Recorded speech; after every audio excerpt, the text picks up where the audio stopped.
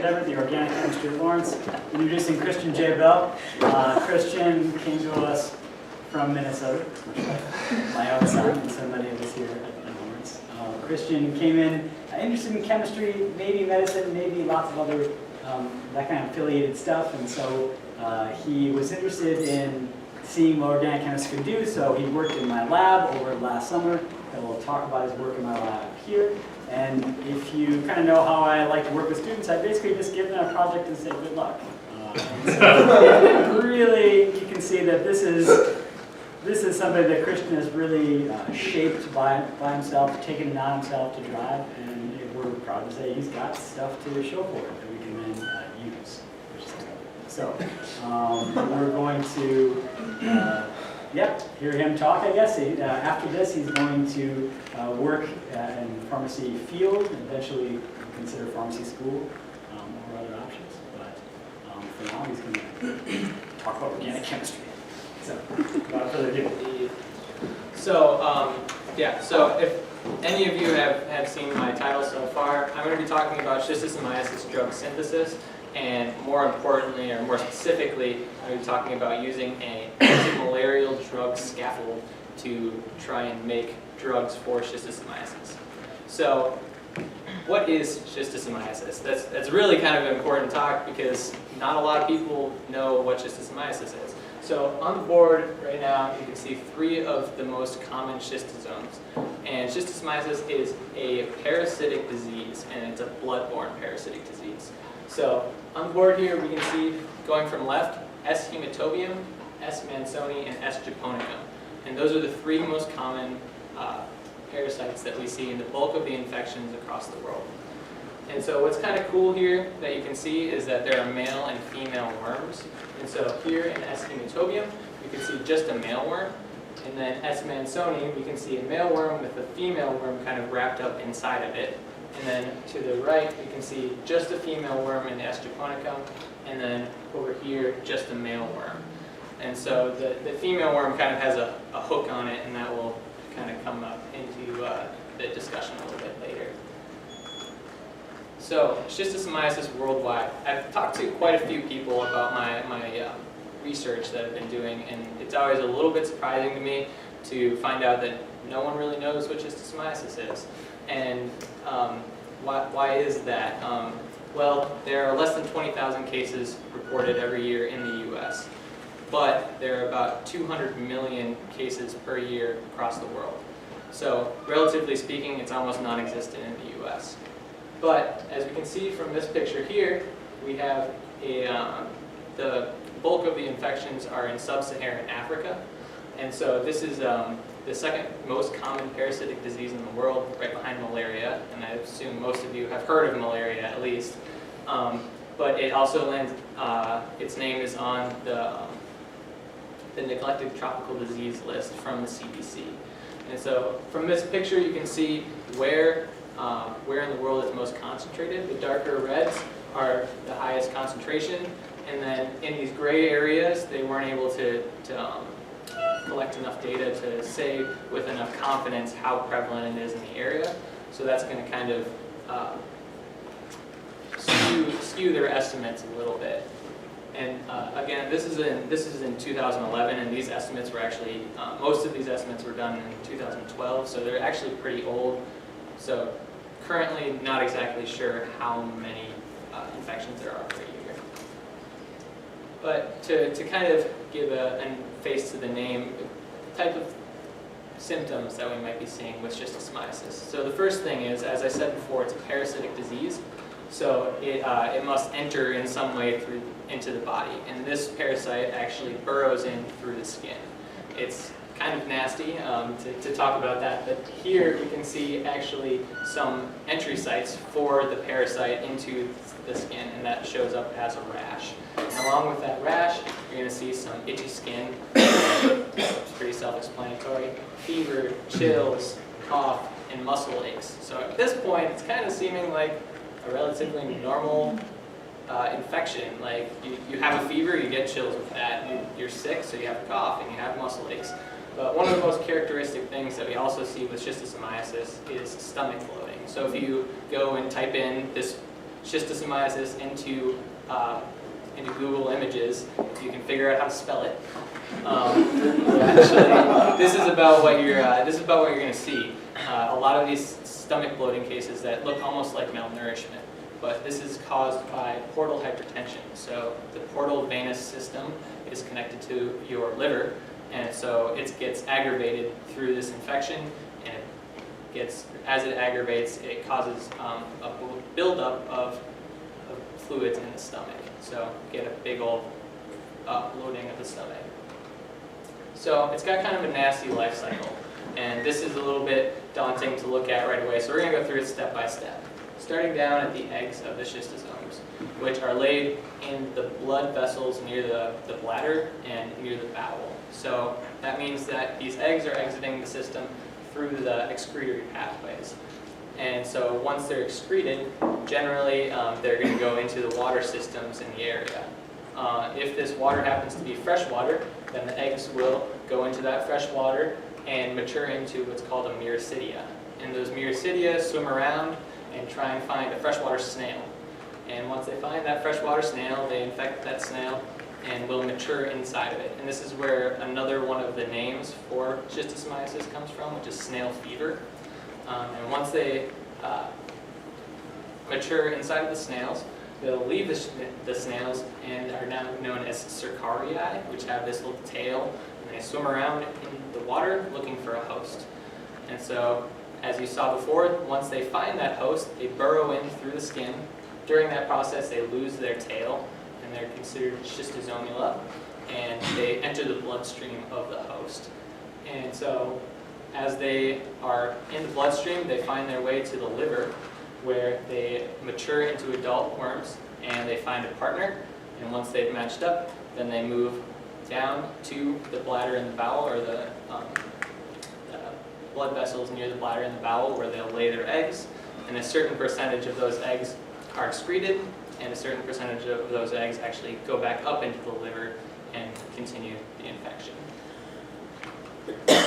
So there's got to be some way that this is treated, right? 200 million people a year, that's staggering numbers. And there is one way, just one, and it's praziquantel, which is, it's a great drug, and it was discovered in the 1970s, and it's being used for all treatments of schistosomiasis infections, as on top of the fact that it is being used by veterinarians to treat dogs and cats that also have parasitic liver flukes, which is kind of a broad classification of parasites that dwell in the liver.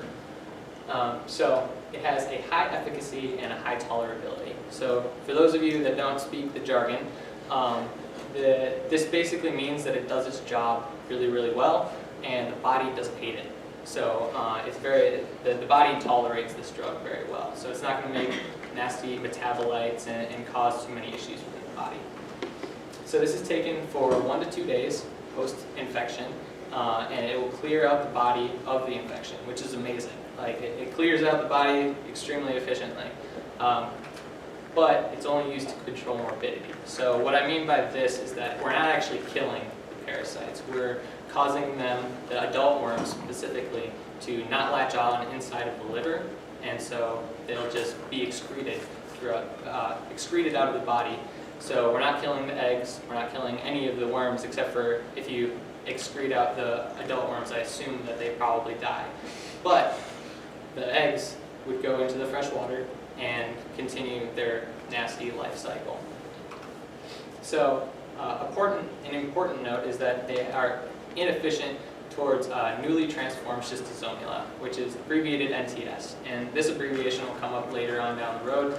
And it's something that we really kind of are focusing on as something that we really want to act on. We want to be able to both affect the adults and the newly transformed schistosomes, which is really important, or else we can't really clear out the body nearly as efficiently. So all of this amounts to a really high possibility for drug resistance.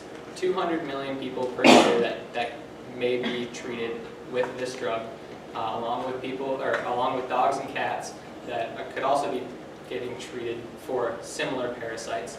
But kind of puts a larger pressure on this type of research. And there has been research done that shows that they induced praziquantel drug resistance in schistosomes in a lab setting. So it's possible, and that's a little bit terrifying, to be honest, but that's why this research is so important. So to take what seems like a kind of step sideways rather than a step back, I'd like to talk to you about what's called the Medicines for Malaria venture. So malaria is also a blood-borne parasitic disease, so there's a really strong connection between malaria and schistosomiasis.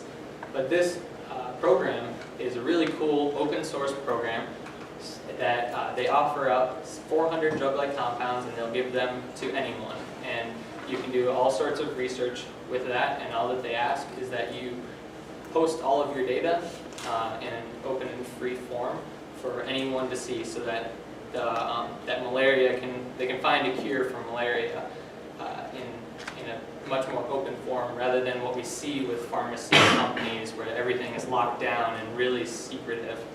And so all of these 400 drug-like compounds show anti-malarial activity.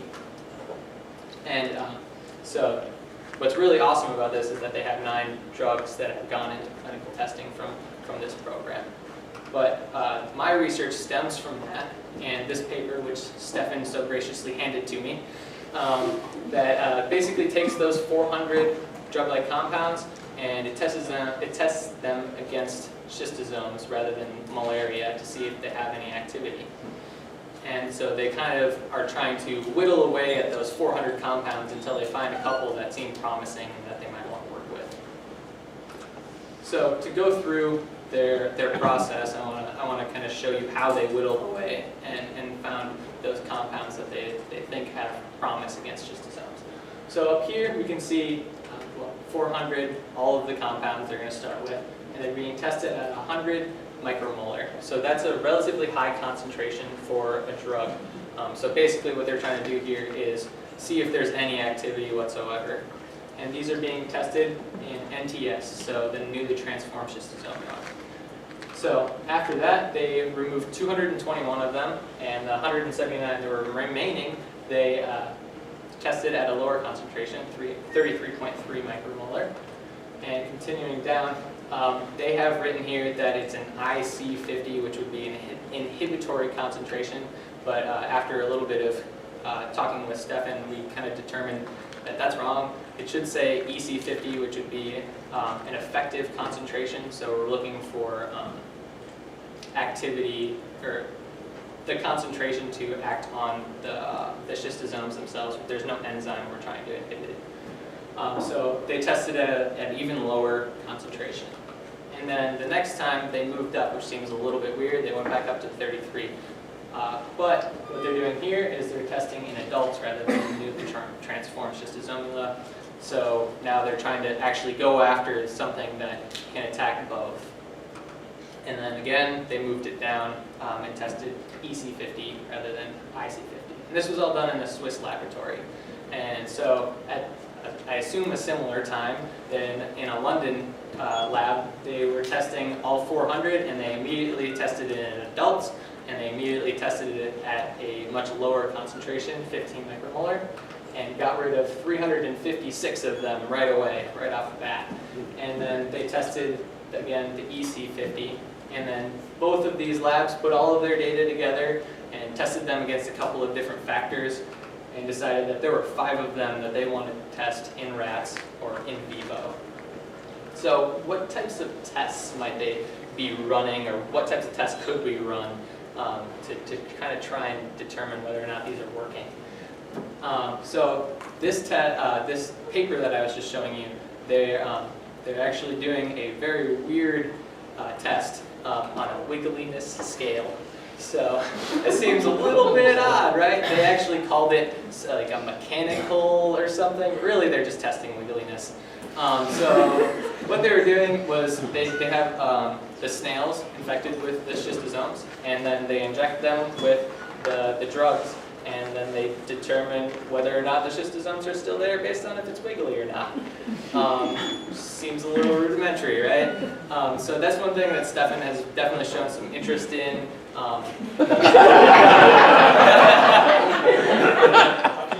Yeah. Well, he's shown some interest in moving away from that idea and moving into some cooler tests that might actually tell us, more accurate rather than, a 1 to 5 scale of wiggliness. So one of the things that they've been moving towards is a luminescence-based assay. And that's a really cool idea. They've been used in biochemistry and molecular biology a lot. And basically what they're trying to do is figure out whether or not there are schistosomes in it based on if it's glowing or not. And so they put some sort of marker in there, and if it glows, then there's schistosomes, or the opposite. And then the last one is a bit of a mouthful, S-Mansoni thioredoxin glutathione reductase. So that means a whole lot of nothing to me when I read it right away. And I assume most of you, it doesn't mean a whole lot either. But to simplify it, basically they're just measuring the amount of glutathione inside of a snail. And it's kind of this metabolism-based assay where if there is glutathione, there is or is not, or there are or are not any schistosomes left inside of the snail. And this is a much more accurate way of measuring instead of wiggle. So my whole research project, my whole research question is, can I make a derivative that's better than their scaffolds that they've kind of come up with? And so what are the kind of factors that we're looking at? First off is very, very importantly and very obviously activity against the schistosomes. So we need something that is actually going to work on these schistosomes, and also the better the activity towards the schistosomes, most likely the lower the concentration that needs to be given to actually work effectively. Also bioavailability. So this is really important in the fact that these drugs are probably going to need to be orally accessible. So they need to be in a pill form. We don't want to try and give these people a drug through an IV. It's just not going to happen. So also kind of want to think about the life cycle target. So we want to definitely attack all of the life cycle that we possibly can. That's a really important piece. And lastly, also toxicity. So this is definitely determined after we've found our possible drugs. It needs to be tested in humans. If it's toxic, we can't use it. So how do we do this? I guess there are a number of different ways you could, but focusing on my research in general, we can change the variable groups. And I put that in quotation marks because we kind of determine what the variable groups are ourselves. So in a drug or a compound, there are multiple different places that we could add different things. And every time you add something or change something, it's going to change the way that your body reacts to it, and it's going to change the way that the schistosome reacts to it. And so that's something that needs to be tested. We can't really guess very accurately that that's actually what actually is going to work. So these are the 5 drugs that they came up with that they decided to test in rats. And for those of you who have never taken organic chemistry, don't worry too much. I want to go through a couple of terms so that these structures actually mean something to you. So starting out, this is benzene. This is something that Stefan loves. It's his hexagons. Hexagons everywhere. And so this is just to show you how organic chemists and a lot of chemists abbreviate things. So over here, we can see a benzene that has all of its carbons and hydrogens written out. And then here we can see the exact same thing, but the carbons are hidden from you and the hydrogens are also hidden from you, which we always hide those if we possibly can because we don't want to write them and we're lazy. That's exactly why. So here we can see that there will be carbons at all of these vertices, and then there are hydrogens that are just kind of hidden because we know that carbon always takes 4 bonds.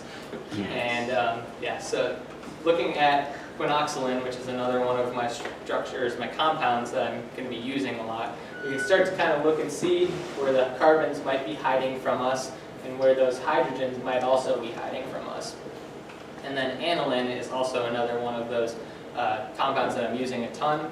And so looking here, we can see where those carbons might be hiding from us and where the hydrogens are kind of hiding from us as well.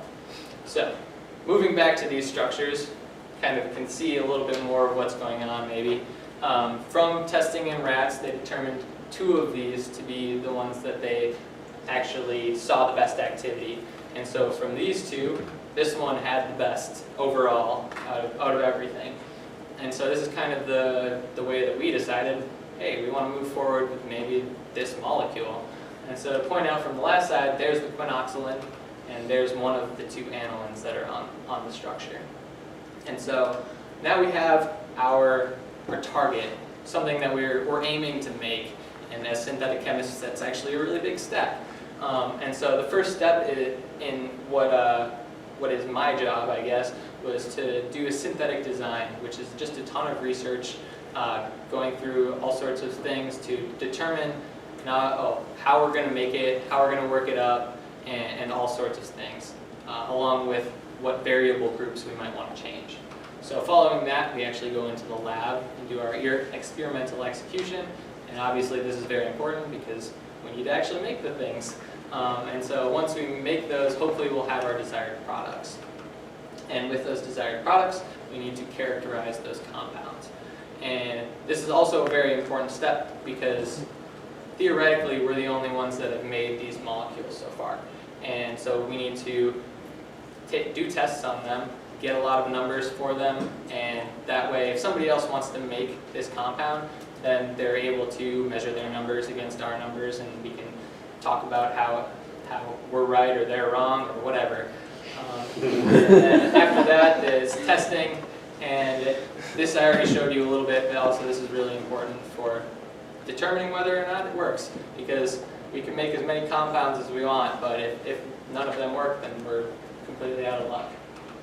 So my synthetic design started using a website called SciFinder, and this is done sitting at my desk at my computer, just typing away. And so SciFinder, my best analogy for it is like the Google of chemistry. And so to kind of explain my process as doing this synthetic design, it's a little bit the opposite of the way that you think of doing a Google search. So in Google, you might type in a couple of things, and then they'll give you 500 trillion Google results in 0.048 seconds, or whatever it says on the page. And then you're like, wow, that's way too many. And then you type in a couple more words, and you kind of bring the search parameters down. In my case, I'm kind of starting at the most specific reaction that I can give it. And just, maybe possibly somebody has done exactly the reaction that I want to do. Probably not. Worth a shot. If not, then we try and broaden our parameters and get it so that we can find a reaction that we can actually use or modify in some sort of way. So to show you what SciFinder actually looks like, this is the search box using this is a search that I have done. And so here we have dichloroquinoxalin and then an aniline. And then so I give it this reaction, and then it searches for a reaction that looks like it, and then gives me the ways that somebody else has done it. But as I said, this is probably way too specific. Chances are nobody's done this and published it. So what we do is we change that. And so instead of having a quinoxalin here, I have what's a dichloropyrazine. And so this is a little bit more broad. Pyrazines are generally used a little bit more than quinoxalins in synthetic chemistry. And then we can even broaden this out even more. In this case, we're using a pyridine, and this is a lot more broad. This is actually quite a big step because now all of a sudden we're only adding on one aniline instead of adding on 2. So this is my general reaction that I decided that we're going to go with. And so this is a dichloroquinoxalin, a 2,3-dichloroquinoxalin, and then some aniline. And then they're going to be heated in dimethyl sulfoxide, which is DMSO, and basically that's just a solvent, so we can dissolve our stuff and then they can react together. And the product would be a 2,3-dianilenoquinoxalin. So basically just shoving those 2 words together to make one giant word. So For those of you who have never taken organic chemistry, this is a very common thing that we do, electron pushing or arrow drawing or whatever you want to call it. Basically, whenever there's an arrow, we're moving electrons and either forming or breaking a bond. So this is just to show you kind of the mechanism of how we get from our starting materials to our actual products. So here we have the aniline and here we have our dichloroquinoxylin. There's a lone pair of electrons that moves and attacks this carbon here, and this double bond, the electrons move up onto the nitrogen, giving it a negative charge. And the negative charge on the nitrogen can then move down, and then every once in a while, the chlorine will come off. A lot of the times, the aniline will just pop back off, and we'll end up with our starting materials again, which has gotten us absolutely nowhere. But every once in a while, the chlorine will pop off, and then it's stuck there, which is exactly what we want. We want it stuck. And then after that, the chlorine here with the negative charge can take one of the hydrogens, and then we end up with almost our product, and hydrochloride, and then this is going to be repeated the second time. So that needs to go again, so we get our second aniline addition. So experimental execution is part in the lab, right? So this is what my general setup looked like, and this looks a little bit evil scientist-y, right? So this is actually really simple. Here we have the heating block, so that's just heating our reaction. In this test tube would be where our reactions are, and the rest of this entire apparatus up here is just to try and keep air out of this, the whole thing. So we're trying to keep air out of it so that we don't have too many side products. And that's pretty much it. So this is kind of a bit of a progression through, this is actually a Snapchat that I took because it looks really cool. This is a bit of a progression. I'm not going to go through too much of the methods that I actually did, but to give you an idea, out of all of these test tubes, only these 6 I actually got product out of it. The rest of the test tubes have some sort of byproduct in it that we don't want. And that really pretty purple, I really wanted it to be the right thing, but we were pretty sure it wasn't going to be. And I had to get rid of it. It was unfortunate. And then just continuing into the progression, we get our final yield. And this shows one of my, very, very impressive couple yellow specks of yield. So that kind of foreshadows some of the issues that we may be seeing in this whole reaction. So, following that with my tiny yields or my decent yields, so we need to characterize these compounds, as I said before. So, infrared spectroscopy is one of the ways that we do that. We just usually call it IR. This is a really good way to pick out functional groups within our compound. And then following that, nuclear magnetic resonance, or NMR. More specifically, most of the things that I did were just proton NMR. And what that does is it can kind of tell you the interactions between the protons inside of the molecule. And based off of our starting materials, a lot of times we're able to determine whether or not we actually made our compound, judging off of those proton interactions. Another one, the bane of the existence of Organic 1 and Organic 2 students. This is a melting point, and it's basically like watching paint dry. You're just watching your stuff melt, and you try and do it as slowly as possible, but it can tell you the relative purity of your substance. So if something melts over a very small span, then you have a very pure substance. If something melts over a very large melting point, or a very large temperature span, then it's relatively impure. And lastly, thin layer chromatography it's kind of a double use. So the first use is during the actual experiment. You can use it to determine whether or not your starting material is gone. If you can see the starting material still there, then you keep doing your reaction until it's all gone. Also, for characterization, it can tell you the relative polarity of your compound versus your starting materials. So these are the two that I'm actually going to be kind of going a little bit more in depth on in this talk, the IR and the NMR. So to start and show you what I tried to do first, Steph and I had some conversations, and we wanted to do something cool that maybe if somebody else had this same line of thought that they were going to start doing some of these reactions, maybe they might not have thought of this. And so what we did was here, both of these use difluoroquinoxylin, and in the top we have a trifluoromethyl-aniline, and in the bottom we have a 3,5-bis trifluoromethyl-aniline. That probably doesn't mean a whole lot to you, but in both of these cases, neither of them worked. So we tried to do this, we heated them and did exactly what we thought the reaction might work, and neither of them worked. So why might that be? Over again, a couple of conversations with Stefan. Trifluoromethyl groups have what we call in organic a very strong inductive effect. So they pull electrons, they pull electron density out of this ring. And what's really important for the aniline to actually be able to react is having those electrons there available for it to react. So what we think is that they're too electron withdrawing, causing the aniline to be too non-reactive. So we kind of took a step back and moved into something that would be a little bit more reactive. So this right here is p-toluidine. It is an aniline, even though the name is something different. It's actually being named after a toluene, which it also is. So this is kind of the reaction that I want to take you through step by step to show you kind of our characterization process of how we actually determined that yes, we did indeed make what we thought we made.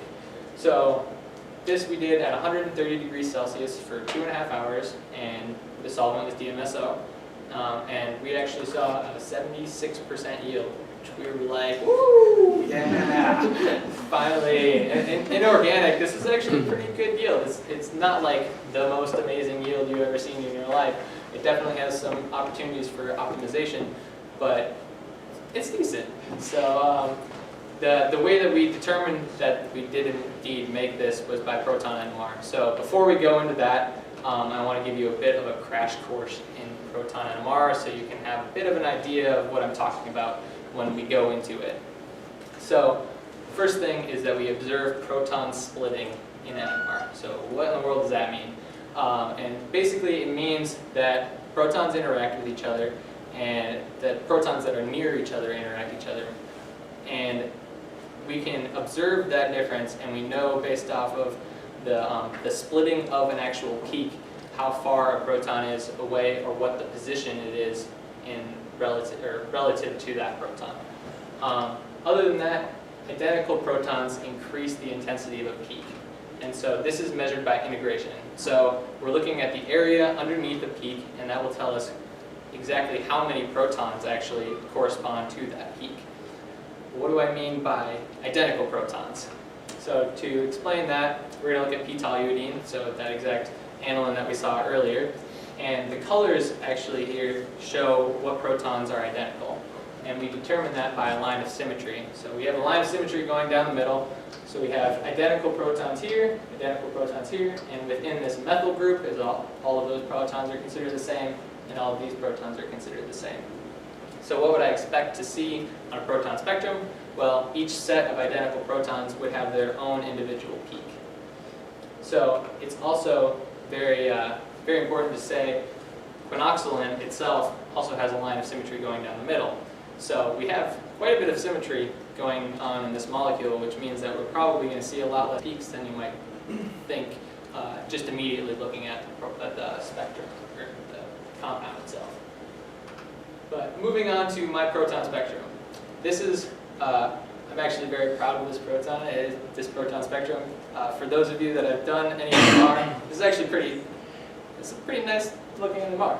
And so here we have some water that was in the sample, and then over here there's a label there for DMSO, so that's the solvent that I was using.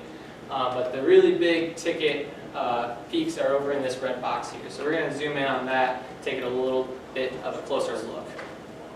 So I've labeled all of the protons, and we're going to go through each proton peak by peak to show you which one matches up with which, so you can be convinced, or relatively convinced, that we didn't actually make what we're thinking that we made. So starting at the left, to remind you, right here, there's a line of symmetry going through the quinoxylin. So this proton after this carbon right here is considered an identical proton. So that matches up to this peak here, which is integrated up to 2.04, and we round that down to 2.00. So that's a 2H proton peak. So moving on, likewise, also has one other identical proton, which matches up with this peak right here, integrated out to 2.01, so another 2H proton peak. And we know relatively well where these two peaks should be because we ran an NMR of just the starting material, and those proton peaks are present in the quinoxalin beforehand and after. So this over here is a very important peak. I didn't realize it that much until after the fact, but this proton comes from the aniline originally, this nitrogen. And so when we would run a proton NMR on just the starting material of the aniline, this peak would be way over by the doors, just completely not in this area at all. So this is also telling us with relative confidence that this is actually added on. And so that matches up to this broad peak, which is kind of broad, most likely due to the water that's in the sample. So now we're moving on to some larger peaks. So to show you now, this D proton also has a proton on this carbon, and this one, and that one. So now we have 4 protons that are all identical. So we have a larger peak, which is integrated out to 4.00. And then lastly, and very similarly, this last peak is also integrated out to 4.00. So right now we're sitting there and we're like, this is great. We actually made this. Way to go, us. For those of you that are a little bit eagle-eyed, there are a couple that I missed, 6 protons exactly that I missed. Those show up in this peak all the way down here, and those correspond to the protons on the methyl groups here. And so with all of this information, we determined, hey, we actually made this. This is great. After staring at it for a really long time, being like, does this work? Maybe? Yeah, this works. So this was a great, nice little step for us. Moving on. Trouble in paradise. So we were feeling pretty great at that time. But moving on, we try to do another reaction, obviously, just keep making compounds. And so here we have a 4-fluoroaniline that we tried to add on, and a 4-chloroaniline that we tried to add on. And in both of these, again, the 2 big X's that we saw last time. And we were like, what the heck? Why? Why must it be like this to me? So we started thinking about why maybe this isn't going the way that it's supposed to be going. And so my kind of intuition that started the next process in my research was that my starting material, this dichloroquinoxalin, really didn't want to dissolve in any of my solvents. And that's a little bit weird, just speaking nonpolar things dissolve in nonpolar solvents, and this should be a very nonpolar thing, and I was trying to dissolve it in a very nonpolar solvent, and it just wasn't. So our next step was thinking maybe our starting material is out of whack. And so this is dichloroquinoxalin with air and water and time could be turned into 2,3-dihydroxyquinoxalin, which would be a relatively polar thing. And so we were thinking maybe that's what happened. So we started putting all of these things onto the IR. And as I said before, this is very important in pointing out different functional groups. So differences in these peaks are actually showing pretty sizable differences in the actual structures themselves. So here on the top we have stock dichloroquinoxalin, and on the bottom we have extracted dichloroquinoxalin. This extracted comes from this really cool setup. This is called the Soxhlet extraction, and it does this kind of cool siphoning technique. It's one of Stefan's favorite things. I think you did it in like your undergrad or graduate research. It's XH, it's a great word. Yeah, it's a weird word. But basically what happens is you have this lump of non-organic stuff, and you run organic solvent through it a bunch of times, and it just pulls the organic stuff out. And so going back to our IR, looking in these two regions, we can see very big differences between the extracted and the stock. So here we have a really big peak where we're not really seeing much there. And here we have a kind of big, broad peak that we're not really seeing much in this extracted either. So the next step is to synthesize our own and kind of measure it against both of these and see what it matches up to. So looking in these two regions again, we can see that this synthesized dichloroquinoxalin is matching up really, really nicely with the extracted dichloroquinoxalin. So from this we kind of said, hey, something's wrong. definitely with our starting material. So now that we have this synthesized dichlorophenoxylin, why don't we use it and try and run this reaction again? So at this time, I was also kind of getting concerned about the side products that were happening, so we brought this down to 100 degrees Celsius and ran it for 6 hours. So we brought down the temperature, brought up the time, and we actually saw a 62.6% yield, which was wonderful because the other processes took a lot of time, and all of a sudden there's just like this nice sigh of relief. And we determined this by proton NMR as well. So to look at the final products that I actually made, these two you've seen already. So 76% yield and a 62.6% yield. There's a reason I chose those. They're the best. So there is one that you've actually seen already now, and it's an iodoaniline addition, and that's this guy that you saw already, and a whopping 11.3% yield. Not great at all. And so there's definitely, as you can see here, there's some definite places that we can optimize these reactions to try and encompass not only those electron withdrawing groups, but also maybe something like an iodoaniline. And then I was being a little bit misleading when I showed you that fluoroaniline addition a ways back, just to kind of keep in the integrity of the storyline of my research. Because in the process of looking at all of my NMR data, I went back and looked at this one and was like, what in the world? And then went and talked to Stefan, and we kind of determined that we actually made this. And a big problem, as you can see from the question mark percentage, is that we had over 100% crude yield, which is impossible. So it needs to be crystallized or purified in some way before we can actually have a correct yield. But it was really cool to go through all this and be like, oh man, I've only got 3 things. Oh no, now I have 4 things. It's great. So, but now to look at some of the possibilities for future research. The first thing that's kind of obvious is to test the compounds that I've made. And so far, if the fluoroaniline addition is actually done and purified, then I would have 3 things that could be tested. The iodoaniline, we just don't have enough to actually test it. So, or Stefan thinks that we do. That picture is misleading, I promise.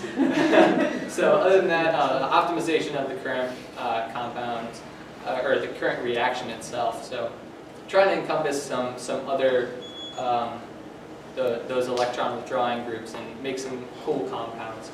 And lastly, one of the things that Stefan and I have talked about and never went into it just because of time is HEC reaction, which is a palladium catalyzed reaction. And so it's a really cool possibility for kind of modifying that reaction to work in this situation. And it would be really cool because we could lower down the temperatures and possibly also lower down the time, and we could make more compounds theoretically. So to do some acknowledgments here, first and foremost, obviously Stefan Debert. He has worked with me. He says that he's never helped me. That's a lie.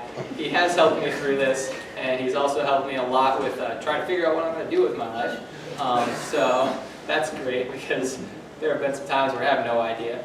Other than that, Dr. Dave Hall, he helped me through my couple go-throughs, and he kept pushing me and pushing me and pushing me to actually get this presentation done. So very helpful, and he gave me some very helpful advice on the flow of this whole presentation. D-Mart, he shows up on everybody's acknowledgments, but I really need to thank him more than most. He's helped me so much. He gave me a job, gave me a place to live this summer, and he's helped me so much through everything. And I'm making him blush right now, which is great. Samantha Koski, right up here. We were lab partners, or sort of lab partners. We both worked in the same lab this summer, and we both put up with each other's shenanigans like none other, and it was great. We listened to John Mulaney together, and we had a grand old time. Grant Forsyth did the work on this project before me, so he's my predecessor in this and kind of paved the way for some of the research that I'm doing now. And the whole Lawrence University Chemistry Department has helped me in a lot of ways. I've taken classes with most of them. Some of them have destroyed me. But, you know, you build up from these things, and yeah, Deanna, I see you over there. Yeah, I see you over there. And they're not up here, but my parents are here, and so I really appreciate you guys coming out here and seeing this presentation. And so now I'd like to open up the floor to anybody who has any confusions, any questions. Travis is super ready. Any questions that you have, I will do my best to answer them. If I cannot answer them, I will do my best to guess at an answer. If I'm wrong, he will come in and tell me I'm wrong. Okay, Let's thank our speaker.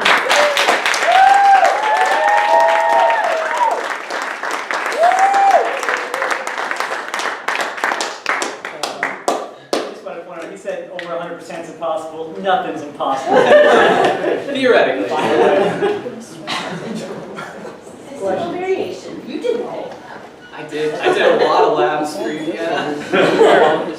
What's up, Max? Is there a reason you didn't have a bromo on there? Because you kind of skipped over that. I did kind of skip over that. We thought about it. I think I actually did try it at one point. If I remember correctly, I did try it at one point.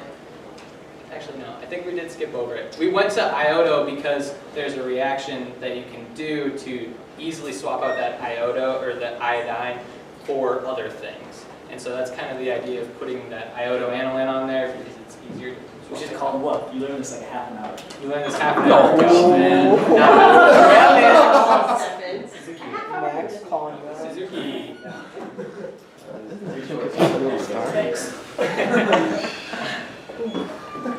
So it seems like you were able to get the reaction to work before you realized that it might have an OH group on it.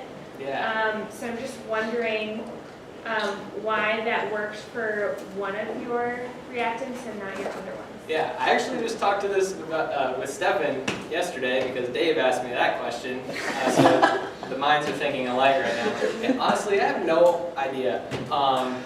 When I went and talked to Stefan about it, I was like, this doesn't make any sense. The OH wouldn't be a good leaving group, and we would be making acid. But the acid, I guess, would be catalyzing the reaction because you could add on an H and then all of a sudden you have water, which is a good leaving group. But we're not sure, to be honest, why it works. But the thought process kind of is that the toluidine is a much hotter reaction. We have a methyl, which is a proton or an electron donating group, and so theoretically that aniline has much more, or the nitrogen has a higher electron density on it at that time, so it should react much better, even than the chloro or the fluoro.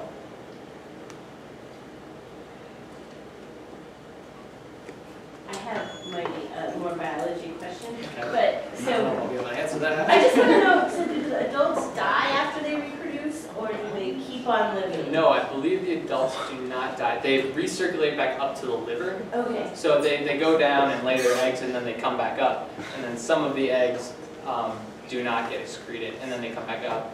And so I assume that that's kind of where that portal hypertension is coming from because of the aggravation of moving these parasites through those veins so much. And then, so how big can they get if they're not dying very quickly? I'm not sure. I've seen pictures of, so the parasites themselves, I don't know how big they can, but the scaling's not very big on the pictures that I have. Liver flukes themselves. Yeah. Just curious. I think liver flukes themselves, which technically these are liver flukes, but some in cats and dogs can get really big, frighteningly large. But yeah, they're probably not visible. But I mean, the continuous circulation of them could result in some pretty nasty liver nastiness. They're like a couple cells big. Did you say that drug, whatever it was? Praziquantel? Yes. Did you say that also worked in cats and dogs? It is, yes, it is also being used as for cats and dogs, but I guess the idea there is that it's not really acting on the physiology of the human at all. So it kind of makes sense. It's just making it so that the parasites themselves don't hook on in the liver. So once they move down, then they could just be excreted. Yeah, I was wondering if the drugs that, or the compounds that you're looking at to make, are they like an alternative for that drug? Because the schistosomiasis might become resistant to it. So is this like an alternative for that drug, or is this trying to like actually kill the compounds that you're looking at? Are they trying to kill the schistosomiasis? It's kind of both. So the idea is that this praziquantel is really like it's got a very big strain on it with how many people it's being given to every year. So yes, it is to replace that, and also we're looking to kill the schistosomes themselves, because that's just an overall goal, because right now praziquantel, as I said, is only controlling morbidity, so it's helping people not die from schistosomiasis, which is wonderful, but we would also like to stop the spreading of it. What's up, Kobe? That leads into my next question. So from a person that does not understand science as much, is there like a practical thing, like they have like life straws for eliminating pollutants in waters, in water sources? Is there something like that can be used to stop the spread of? I haven't seen anything about it on there, but the big thing is not actually like drinking. It's mostly bathing in the water. Oh, okay. So they're going to be bathing in the water, and I guess drinking probably isn't great either. but that's really, I mean, like in the life cycle picture, they had somebody like waist deep in the water and it's coming at their leg or something. But to answer your question more directly, I'm not sure. I guess it would kind of make sense that they could maybe be filtered out, but if they're that small, maybe they can't. Yeah. What's up next? Is this fatal, or is this kind of just like a... Schistosomiasis Yeah. itself? Yes. If it continues going, it could be fatal. And so that's why praziquantel does a good job of what it's doing. It clears the body.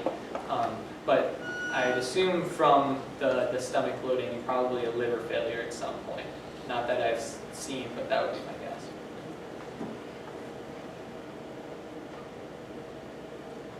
All right, thinker speaker.